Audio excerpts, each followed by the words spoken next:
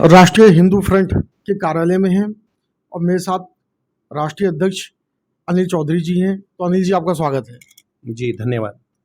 अच्छा, एक तरफ तो जो है एक नारा लगता है कि बटेंगे तो कटेंगे, जातिगत जनगणना कानून की बात करने लगे वो जो है अब ये होगी, तो ये क्या कहेंगे आप? एक तरफ वो हिंदुओं को एक करने की बात कर रहे हैं, एक तरफ जो है जातिगत जनगणना की बात कर रहे हैं, तो उसकी वजह क्या है? देखिए, बात जो आपने कही कि बटेंगे तो कटेंगे, नारा तो बिल्कुल ठीक है। अगर हम बटेंगे विगत 1300 वर्षों की भांति तो निश्चित रूप से हम कटेंगे, और हम संख्या में घटेंगे तो भी कटेंगे, बात ठीक थी। अभी आपने पूछा जातिगत जनगणना की, तो मैं इससे थोड़ा सा पीछे ले जाता हूं। 22 अप्रैल का वो दिन जिस दिन पहलगांव में आक्रमण हुआ और हमारे हिंदुओं को आतंकवादी आक्रमण कहूं, टूरिस्ट पे आक्रमण कहूं, तो ये बात ठीक नहीं है। इस्लामिक आतंकियों के द्वारा हिंदुओं को, सनातनियों को, क्योंकि उसमें और भी लोग हैं नॉन इस्लामिक लोग, तमाम सनातनियों को उनका धर्म पूछ पूछ के, उनकी पैंट उतरवा उतरवा के, चेक कर करके उनको मारा है। जाति नहीं पूछी उन्होंने। इस्लामिक आतंकवादियों ने धर्म पूछकर लोगों को मारा है, जाति पूछकर नहीं। फिर भी आपका प्रश्न कि आज हम जातिगत जनगणना की बात कर रहे हैं तो ठीक है क्या? मुझसे आप व्यक्तिगत पूछेंगे तो नहीं, उचित नहीं है, ठीक नहीं है। किन राजनीतिक कारणों से, किन चुनावी कारणों से हमने यह निर्णय लिया है, मैं समझता हूं यह ठीक नहीं है। विपक्ष जिस प्रकार से दबाव बना रहा था जातिगत जनगणना को लेके, मुझे लगता है इससे बचना चाहिए। अगर हम जातियों में बटेंगे तो बहुत जल्दी कटेंगे, इससे बिल्कुल सहमति नहीं है। जातिगत जनगणना जैसी बात भविष्य के लिए हिंदू समाज को बांटेगी और काटने में सहयोगी सिद्ध होगी, ये मैं बिल्कुल इस बात से सहमत हूं। अच्छा, आपका जो राष्ट्रीय हिंदू फ्रंट है, इसकी आगे आगामी योजना क्या है? देखिए, भारत में जनसंख्या नियंत्रण कानून बने, यूनिफॉर्म सिविल कोड आए, काशी और मथुरा सहित तमाम हिंदू धर्म स्थल जिन्हें मुक्त किया जाना आवश्यक है वो मुक्त किए जाएं, और वक्फ बोर्ड जो अभी संशोधन विधेयक आया है मात्र संशोधन तक सीमित ना रहे, बल्कि वक्फ बोर्ड को भारत जैसे लोकतांत्रिक और जो कि जिसे हम कह रहे हैं सेकुलर देश, धर्मनिरपेक्ष देश, उसमें किसी वक्फ बोर्ड की आवश्यकता ही नहीं है, इसलिए इसे पूरी तरह से रद्द किया जाए।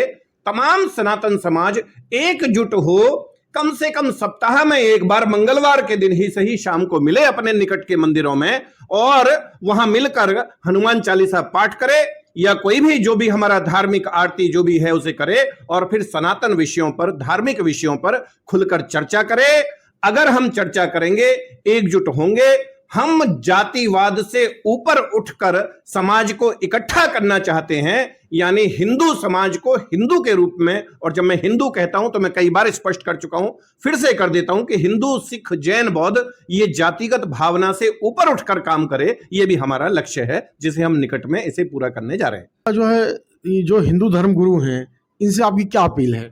उन लोगों को तमाम धार्मिक विषयों पर इकट्ठा होकर, एक मत होकर, एकजुट होकर सरकार से बात करनी चाहिए। हिंदू समाज को एक होकर, एकजुट करके लेके चलना चाहिए। लेकिन मैं बचना चाहता हूं इस बात को कहने से, लेकिन सच्चाई यही है कि अधिकांश धर्मगुरु हमारे अपने अपने कारणों से, अपने अपने आरामों से, अपने अपने सुख चैन से, अपने अपने ऐशो आराम में, अपनी बड़ी गाड़ियों में, अपनी व्यवस्था में, सरकार में, सत्ता में कितनी बड़ी पहुंच है, तमाम सनातन को इकट्ठा करना चाहिए। करेंगे अच्छा है, नहीं करेंगे तो हिंदू समाज को राष्ट्रीय हिंदू फ्रंट ने तय किया है तमाम सनातनियों को और तमाम सनातन संगठनों को एकजुट करके हम एक हिंदू के रूप में, मुट्ठी के बंद मुट्ठी के रूप में हम इसे एकत्रित करना चाहते हैं। तो इसलिए तमाम धर्मगुरुओं से अपील है कि जब भी कोई सनातन विषय आते हैं, और एक आध विषय नहीं है, हम दिन प्रतिदिन ह्यास हमारा हो रहा है। हमारे बच्चे 28, 30, 32 वर्ष की आयु में शादी कर रहे हैं। शादी के बाद जो बेटा जो बेटी दोनों जॉब कर रहे हैं, अगले 4-5 वर्ष संतानोत्पत्ति नहीं करना चाहते। ये बड़े महत्वपूर्ण विषय हैं जिन पर उन धर्मगुरुओं को बात करनी चाहिए।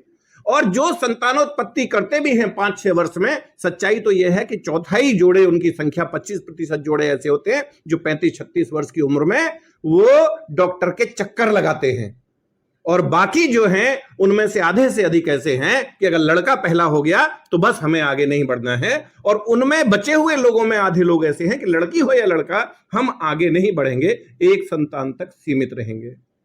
हमारे चाहे वो धर्मगुरु हो, चाहे हमारी सरकार हो, हिंदू विषयों पे काम करने वाले लोग हों, ये बड़े गंभीर विषय हैं।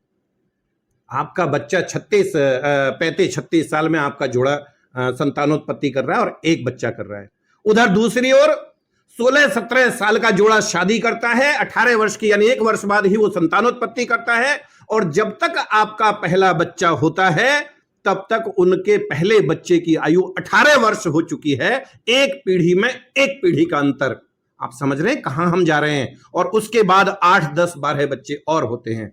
अगर ये 8, 10 बच्चे पैदा करने की प्रवृत्ति पर रोक नहीं लगाई गई, लगाम नहीं लगाई गई, सख्त जनसंख्या नियंत्रण कानून नहीं लागू किया गया, तो आपका तमाम विकास, आपकी तमाम योजनाएं, आपका 2047 का लक्ष्य, आपका विकसित राष्ट्र का लक्ष्य, ये सारे रखे रह जाएंगे। भारत 57-58वां जो उनका लक्ष्य है गजवाए हिंद का, कहीं वो पूरा ना हो जाए। इसलिए तमाम धर्मगुरुओं को, तमाम हिंदुओं को, सिखों को, जैनों को, बौद्धों को, तमाम एक्टिविस्ट को और पूरी भारत सरकार को, भारत के विपक्ष को इस पर एकजुट होकर सोचना चाहिए। हिंदू समाज से आपकी कोई अपील है? हिंदू समाज से अपील है, सबसे पहले अपने अंदर एक भावना पैदा कीजिए, मैं हिंदू हूं,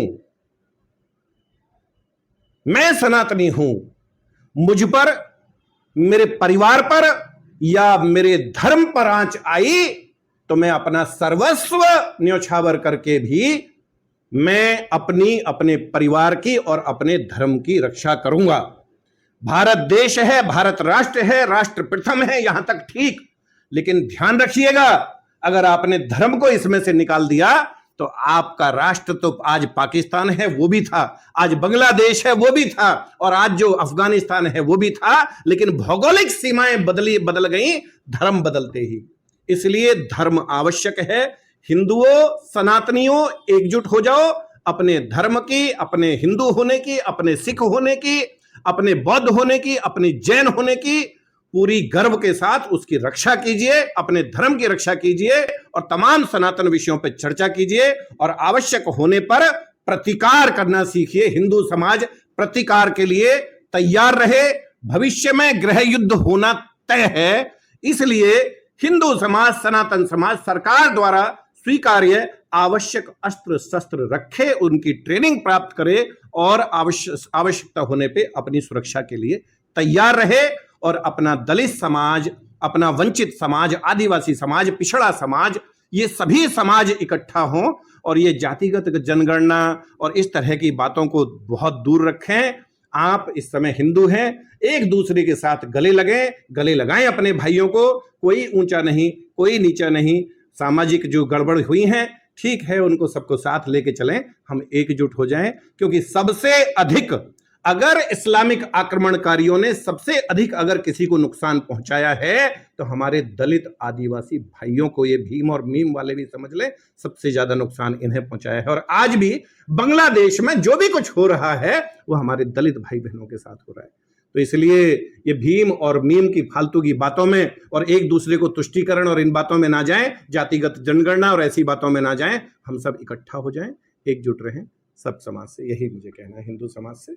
हर हर महादेव।